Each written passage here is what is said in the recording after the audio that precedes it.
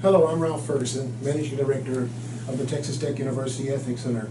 Today we're speaking with Dr. Paul Frazier, Associate Vice President of the Division of Institutional Diversity, Equity, and Community Engagement. And Dr. Frazier is going to be talking with us about global ethics and also the ethics of diversity, its importance to an institution. Dr. Frazier, thank you for coming over. Thank you, Dr. Ferguson. Enjoy it. I tell you, I appreciate you coming out to chat with us today. The first question I've got is, why does cultivating a global ethics day have value? You know, I think it assists us in encompassing all cultures, all ethnicities, all genders, and finding some common ground amongst all of those groups. Okay. And when we speak in terms of global terms about what's happening around the world, do we see Texas Tech as being representative or a microcosm of the world? Very much so.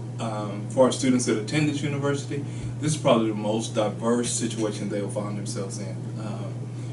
Where you're able to sit in a classroom and it's only 25 of you in 18 countries be represented in a classroom. That's outstanding. Right. That really broadens the base and broadens the knowledge base of our students, and that's very important. How does the diversity piece support the university's retention initiative? How does that work? Well, I think we do it best with two of our programs. With our first generation program, Pegasus, by just creating an atmosphere where those students can interact, and they establish their own professional learning community for those students. And so if I'm having difficulties, I know that there's others within that group that know that I'm having the same problems, we have the same issues, and maybe from the same regions that I can lean on for support. And then the Mentor Tech program, and I don't think there's a better program around. Now, I'm biased in that, but okay. Where you compare peer mentors, and then you also pair the students with faculty or staff member as a mentor, and so you're able to deal with the social part of it with their peers. Mm-hmm. But then you're also able to touch on the academic pieces. Mm-hmm. And structure their academic careers by some of the things that they're able to be a part of in those activities that happen in Mentor Tech. I see. Well, do you think when we look at the international students that we are effectively, I guess, including them in the tutorial work and all the other functions that we... You know, I think they play a vital part in tutoring some of our young students that are in engineering, in the sciences, in STEM.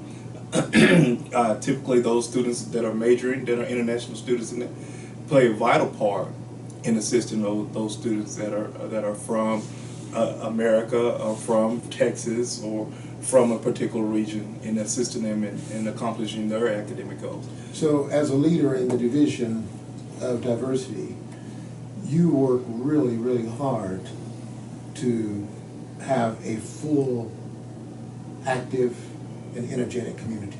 Most definitely. I don't think the university progresses without that, and encompassing all of those different entities. Then let's go to the last and final question. What would you say to the future domestic and international students that are considering coming to Texas Tech University?